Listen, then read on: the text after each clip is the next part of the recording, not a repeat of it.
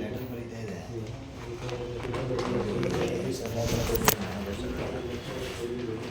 ಅದು ಯಾವುದೋ ಲೆಟರ್ ಇದೆ, ಲೆಟರ್ ಬರ್ಕೊಟ್ಬಿಟ್ಟು ಬರೀತಾ ಇದೆ. ಒಂದು ಆಯ್ತಾ, ನಾನು ಇದಾಕ ಮಾಡ್ತೀನಿ ಹಂಗೆ ಒಳಗಡೆ ಅವರೇ ಅಲ್ಲ ಇದಕ್ಕೆ ಅಡ್ರೆಸ್ ಕರೀತಾರೆ ಮಾಡೋಣ. ಸರ್ ಇಂಗ್ಲೀಷಲ್ಲೇ ಬರಲಿಲ್ಲ ಕನ್ನಡದಲ್ಲಿ ಬರೀರಿ ಸರ್. ಓ ಸಾರಿ, ಅದು ಮೇ ಬಿ ಒಂದು ನಿಮಿಷ ರಿಜೆಕ್ಟ್ ಕ್ಯಾಟಗರಿ ಅದು 3 ರಿಜೆಕ್ಟ್ ರೀಸನ್ ಆಗಿ ಕೇಳಿಸ್ಕೊಳ್ಳೆ, ಹಂಗೆ ಹೇಳ. ಇಲ್ಲ, ಅದು ಕಸ್ಟಮರ್ ವಿಲ್ಲಿಂಗ್ ಇಲ್ಲ ಅಂದರೆ ನಮ್ಮದು ಡಿಲೇ ಆಯ್ತಲ್ಲ ಇಲ್ಲಿ, ಹಂಗಾಗಿ ಬೇರೆ ಕಡೆ ಹೋಗ್ಬಿಟ್ಟಿದ್ದಾರೆ ಅವರು. ನಮ್ದು ಆ ಡಾಕ್ಯುಮೆಂಟ್ ಕೊಡಿ, ಹಾಂ ಅದನ್ನು ಕಸ್ಟಮರ್ ನಾಟ್ ಅಗ್ರೀಬಲ್ ಅಂತ ಹಾಕಿ ಕಸ್ಟಮರ್ ಅಷ್ಟು ಆಯ್ತು.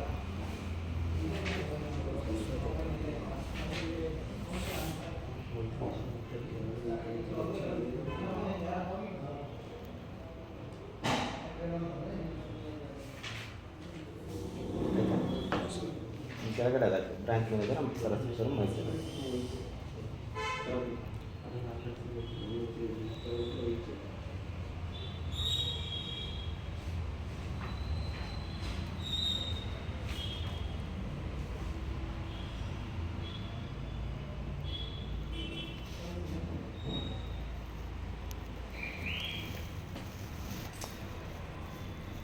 ಟೂ ಆಗಲ್ಲ sir, 2 days branch manager.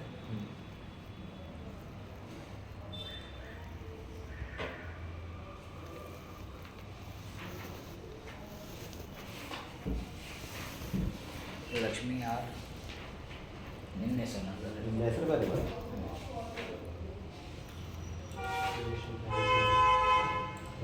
Branch manager Saraswathipuram ಅಂತ ನಾಯ್ಕ.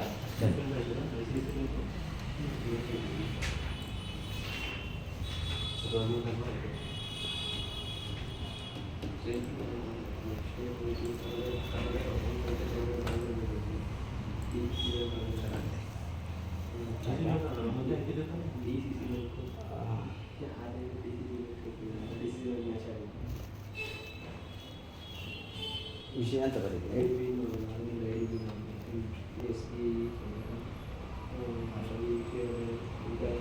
ಸಾಲವನ್ನು ಮರುಪಾವತಿ ಮಾಡುವ ಬಗ್ಗೆ ಅಂತ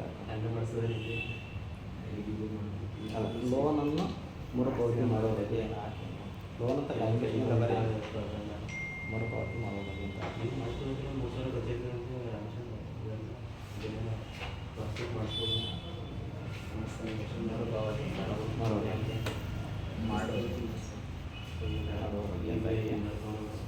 ಮರುಪಾವತಿ ಮಾಡುವ ಬಗ್ಗೆ ಮೇಲ್ಕಂಡ ವಿಷಯಕ್ಕೆ ಸಂಬಂಧಿಸಿದಂತೆ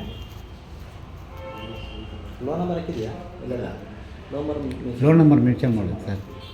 ಪರವಾಗಿಲ್ಲ, ಹಾಕಿ ಈ ಮೇಲ್ಕಂಡ ವಿಷಯಕ್ಕೆ ಸಂಬಂಧಿಸಿದಂತೆ ಲೋನ್ ನಂಬರ್ ಹಾಕಿ.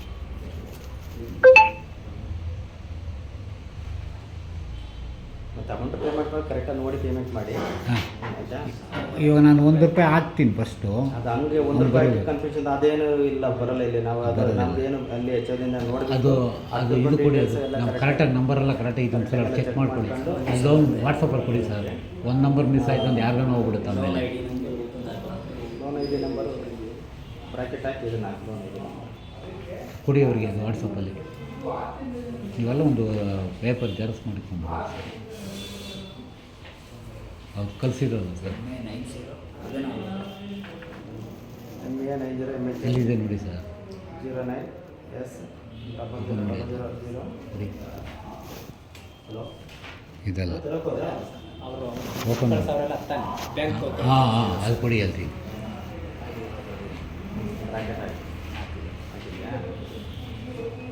ಎಷ್ಟು ನಿಮ್ಮದು ಇಷ್ಟೇಜ್ ಇದೆ? 2.55?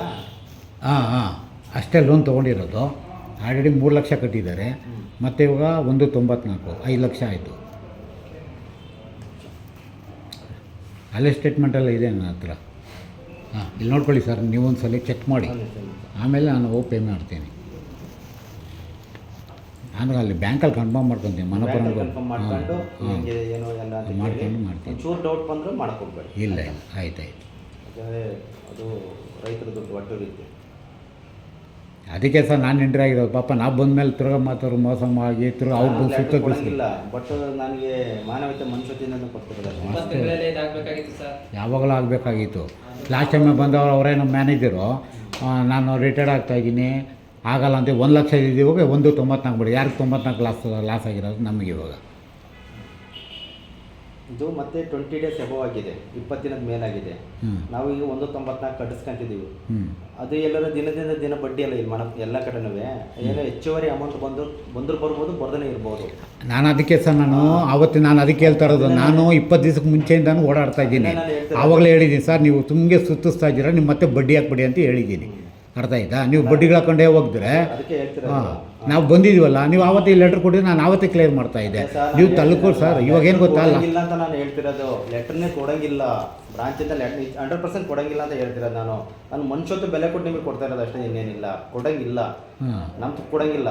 ಒಂದು ವೇಳೆ ಕೊಟ್ಟು ಏನಾದ್ರು ನಾನು ಮನೆಗೆ ಹೋಗ್ತೀನಿ. ನಿಮ್ಮ ಮನೆಗೆ ಕಳ್ಸೋಕೆ ಇಷ್ಟ ಇದೆಯಾ ಹಂಗಂದ್ರೆ ನನ್ನ ಹಂಗಲ್ಲ ಪಾಪ ನಿಮಗೂ ಸರ್, ನಿಮಗೂ ಫ್ಯಾಮಿಲಿ ಇದೆಯಲ್ಲ. ನನಗೂ ಫ್ಯಾಮಿಲಿ ಇದೆ, ನಾನು ಬಡವ, ನಾನು ಕೂಲಿ ಮಾಡ್ಕೊಂಡು ಹೆಚ್ಚು ಕಮ್ಮಿ ಆದ್ರೆ ನಾನು ಮನೆಗೆ ಹೋಗ್ತಾನೆ, ಕಳ್ಸೋಕೆ ಮನೆಗೆ ಇಷ್ಟ ಇದೆಯಾ? ಇಲ್ಲ ಸರ್, ನಾನೇ ಪಾಪ ನಿಮ್ಮ ಮನೆ ಕಳ್ಸೋದು. ನಿಮಗೂ ಮೋಸ ಆಗ್ಬಾರ್ದು, ಇವ್ರಿಗೂ ಮೋಸ ಆಗ್ಬಾರ್ದು. ನನ್ನ ಉದ್ದೇಶ ಇಷ್ಟೇ, ನಾನು ಮೋಸ ಹೋಗ್ಬಾರ್ದು, ಇನ್ನೊಬ್ರು ಮೋಸ ನಾನು ಅದನ್ನ ಹೇಳಿ ಸರ್. ಲಾಸ್ಟ್ ಟೈಮ್ ಅವ್ರಿಗೆ ಗೋವರ್ಧನ್ ಹೇಳಿದೆ, ನಾನು ಇದೆಲ್ಲ ನಾನು ಎಂಟ್ರಿ ಆಗಲ್ಲ, ನೀವಾಯ್ತು ಮನಪುರಂ ಆಗಿತ್ತು ಅಂದ್ರೆ ಎದ್ದೋಗ್ಬಿಟ್ರೆ ನಮ್ಗೇನಾಯ್ತು ಹಂಗಾದ್ರೆ ಬೇಡಪ್ಪ ಅಂದೆ. ನಾನೇನಿದ್ರು ನನ್ನ ರೆಸ್ಪಾನ್ಸ್ ಆಯ್ತಾ. ತಿರ್ಗಾ 5,000 ಕಟ್ಟಿ 10,000 ಕಟ್ಟಿ ನಾನು ಅದಕ್ಕೆ ನಾನು ಹೇಳಿದೆ ಗೊತ್ತಿಲ್ಲ, ಕನ್ಫರ್ಮೇಷನ್ ಬಂದಿಲ್ಲ. ಅದು ಬಂದ ಮೇಲೆ ನೋಡೋಣ ಅಂತ ಹೇಳಿದೆ ಅಷ್ಟೇ. ನಾನು ಬಂದ ಮೇಲೆ ನೋಡೋಣ, ಬಂದರೂ ಬರ್ಬೋದು, ಬರ್ದೇ ಇರ್ಬೋದು. ಅದಕ್ಕೆ ಹೇಳಿದ್ದು ನಾನು ಬಂದ ಮೇಲೆ ನೋಡೋಣ ಅಂತ ಹೇಳಿದೆ ಅಷ್ಟೇ. ಮತ್ತು ಅದನ್ನು ಹೇಳಿಲ್ಲ, ಅದನ್ನು ಮಾಡಬೇಡಿ ಅಂತ ಇದು ಮಾಡೋಕ್ಕಾಗಲ್ಲ, ಅನ್ನೋಲ್ಲ. ಅದಕ್ಕೆ ಸರ್ ನಮ್ಮ ಕಡೆ ತಪ್ಪಿಲ್ವಲ್ಲ. ನೀವು ಅದನ್ನೆಲ್ಲ ತಿರ್ಗಾ 10,000 ಕಟ್ಟಿ 20,000 ಕಟ್ಟಿ ಅಂದರೆ ಇಲ್ಲಿ ಕಟ್ಟೋಕ್ಕೆ ನಾವು ರೆಡಿ ಇಲ್ಲ ಇರೋದು ಹೇಳ್ತಾ ಇದ್ದೀನಿ ನಾನು. ನಾವು ಕರೆಕ್ಟಾಗಿ 25 ದಿವಸ ಆಯ್ತು ನಾನು ಇಲ್ಲಿ ನಾನೇ ಬಂದಿದ್ದೀನಿ ಫಸ್ಟ್ ಟೈಮು. ಬಂದಾಗಲೇ ಅವರು ಅಡ್ವೊಕೇಟ್ಗೆ ನಾನು ಫೋನ್ ಮಾಡಿಕೊಟ್ರೆ ಅವ್ರು ಗೋವರ್ಧನ್ ಇಲ್ಲಿ ಎಂಪ್ಲಾಯ್ ಥರ ಮಾತಾಡ್ತಾ ಇಲ್ಲ, ಒಳ್ಳೆ ಏನು ಈ ರೌಡಿಗಳು ಮಾತಾಡಲ್ವ ಆ ಥರ ಆ ಥರ ಎಲ್ಲ ಇದೆ. ಆ ಥರ ರಫ್ ಆಗೆಲ್ಲ ಮಾತಾಡ್ರೆ ಏನು ನಡೆಯಲ್ಲ. ಇಲ್ಲೇನು ಮನಪುರಮಿಂದ ನಿಮ್ಗೆ ಸಂಬಳ ಕೊಡ್ತಾಯಿಲ್ಲ, ಇವ್ರ ಥರ ಇವ್ರಿಗೆ ಇಂಥವ್ರ ಕಡೆಯಿಂದ ನಿಮ್ಗೆ ಪೇಮೆಂಟ್ ಬರೋದು. ನೀವು ಮನಪುರಮ ಅವ್ರೇನು ಅವ್ರ ಮನೆಯಿಂದ ಏನು ನಿಮ್ಗೆ ಸ್ಯಾಲ್ರಿ ಕೊಡೋದಿಲ್ಲ. ಅರ್ಥ ಆಯ್ತಾ? ಪ್ರತಿಯೊಂದು ಸ್ಯಾಲ್ರಿ ಬರೋದು ಇಂಥವ್ರದ್ದು ಬಡ್ಡಿ ಕಟ್ಟೋ ದುಡ್ಡಲ್ಲಿ ನಿಮ್ಗೆ ಸ್ಯಾಲ್ರಿ ಕೊಡ್ತಾ ಇರೋದು. ಅವರು ಅದು ತಿಳ್ಕೊಂಡು ಮಾತಾಡಬೇಕು, ಕಸ್ಟಮರ್ ಹತ್ರ ಹೇಗೆ ಮಾತಾಡಬೇಕು ಅಂತ. ಅದು ಬಿಟ್ಟು ಇಲ್ಲ ನಿನ್ಗೆ ಅಧಿಕಾರ ಇಲ್ವಾ? ಇಲ್ಲ ಸರ್ ನನಗೆ ಅಧಿಕಾರ ಇಲ್ಲ, ದಯವಿಟ್ಟು ನೀವು ಬೇರೆಯವ್ರ ಹತ್ರ ಮಾತಾಡಬೇಕು. ಅದು ಬಿಟ್ಬಿಟ್ಟು ಓ ಅಂತ ಕಿರ್ಸ್ತಾನಯ್ಯಪ್ಪ. ನಾನು ಅದಕ್ಕೆ ಬೇಡಪ್ಪ ಅಂತ ಎದ್ದೋಗಿದ್ದು. ಕಿರ್ಚಕ್ಕೆ ನಮಗೂ ಬರುತ್ತೆ, ನಮಗೇನು ಬರೋದಿಲ್ಲ ಕಿರ್ಚಕ್ಕೆ, ನಮ್ಮ ಬಾಯಿಲ್ವ ಅಲ್ಲಿ ಇವ್ರಿಗೇನು ಬರೋದಿಲ್ವ?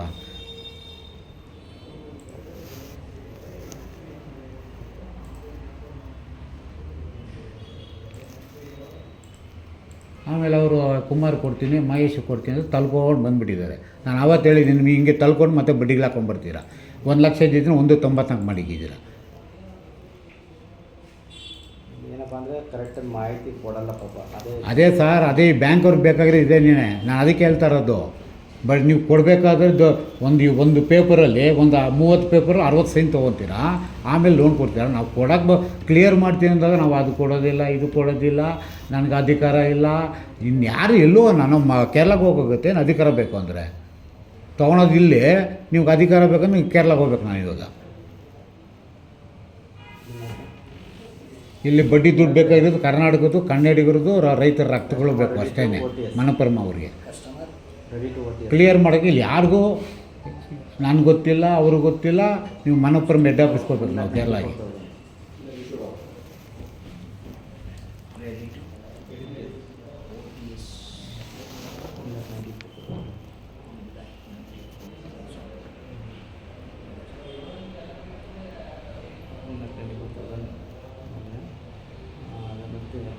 POS ಅಂತ POS 1,66,966. ಹೆಂಗೆ ಮಾಡ್ತೀರಾ ಸರ್? ಕಟ್ತೀರಾ ಇಲ್ಲ ಕೋರ್ಟಲ್ಲಿ ಕಟ್ತೀರಾ?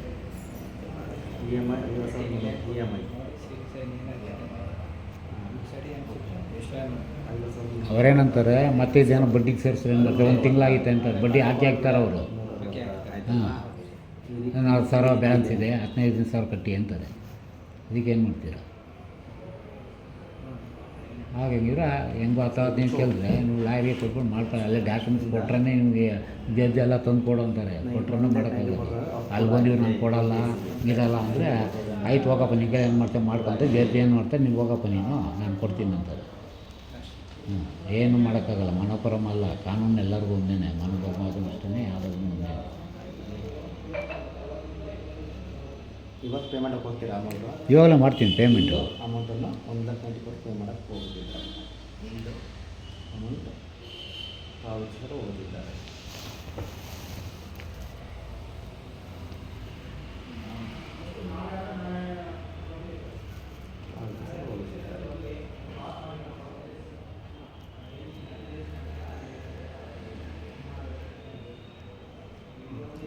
ಡೇಟಾ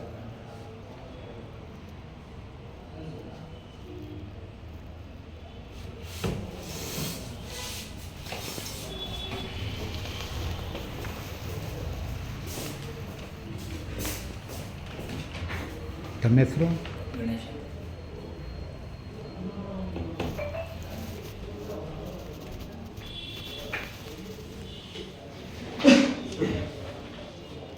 ಪ್ರಾಪರ್ಟಿ ಯಾವುದು? ಅಂಚೂರು ಗೋಲ್ಡ್ ಫುಲ್ ಗೋಲ್ಡ್ ಆಯ್ತಾ? ಇದು 50 ಲಕ್ಷ 50% ಅಷ್ಟೇ 10 ಲಕ್ಷ ಐತೆ ಅಂದರೆ 5 ಲಕ್ಷ.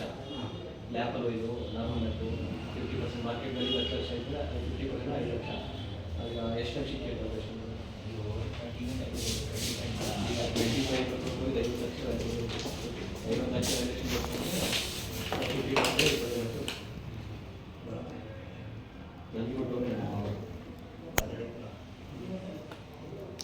ಡೇಟ್ ಹಾಕಿ ಸರ್ ಇವತ್ತು.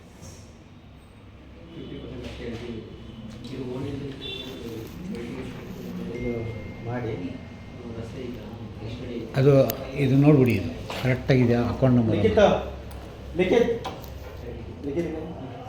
ಅಕೌಂಟ್ ನಂಬರ್ 1,90,000 ಅಮೌಂಟ್ ಕಟ್ಟಕ್ಕೆ ಹೋಗ್ತಿದೆ ಅಂತ ಕೊಟ್ಟಿದ್ದೀನಿ. ಅದು ಕ್ಲೋಸಿಂಗ್ ಬಂದಮೇಲೆ ನಿಮಗೆ ನಾನು ಅದೇ ಡಾಕ್ಯುಮೆಂಟ್ಸ್ ಎಲ್ಲ ಹೋಗ್ತದೆ, ನಾನು ಮಾಡಿಸ್ಕೊಡ್ತೀನಿ. ಟೆನ್ಷನ್ ಮಾಡ್ಕೊಂಡು ಹೋಗ್ಬೇಡಿ. ನಂಬರ್ ಸೇವ್ ಮಾಡ್ತೀನಿ. ಇದು ನನಗೇನು ಗೊತ್ತಾ, ಅಕೌಂಟ್ ನಂಬರು ಎಲ್ಲ ಕರೆಕ್ಟ್ ಇದೆ ನೋಡಿ. ಯಾಕಂದ್ರೆ ಮಹೇಶ್ ಇವ್ರು ಕೊಟ್ಟಿರೋದು ನನಗೆ, ಗೋವರ್ಧನ್ ಅವರು. ನೀವು ಒಂದು ಸ್ವಲ್ಪ ಚೆಕ್ ಮಾಡಿ ಕರೆಕ್ಟಾಗಿದೆ ಅಂದರೆ ನಾನು ಪೇಮೆಂಟ್ ಮಾಡಿ. ಇದು ಅಕೌಂಟ್ ನಂಬರು ಥರ್ಡ್ ಪಾರ್ಟಿ ಅಲ್ಲ ನೀವು ಮಾಡ್ತಿರೋದು? ಥರ್ಡ್ ಪಾರ್ಟಿ ಇವರು. ಥರ್ಡ್ ಪಾರ್ಟಿಯಿಂದ ಮಾಡ್ತಿರೋದು. 1,90,000 ಅಪ್ತೋಲ್ ಬಂದಿದ್ದೀರಾ?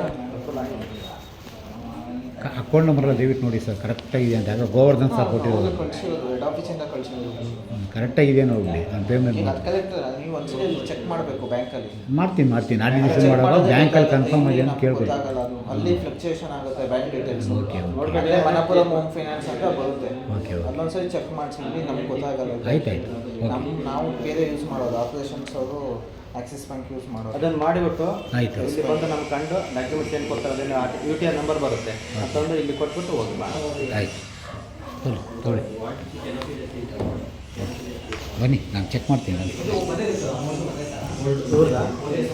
ಗೋವರ್ಧನ ತರಿಸಿದ್ದೇನೆ.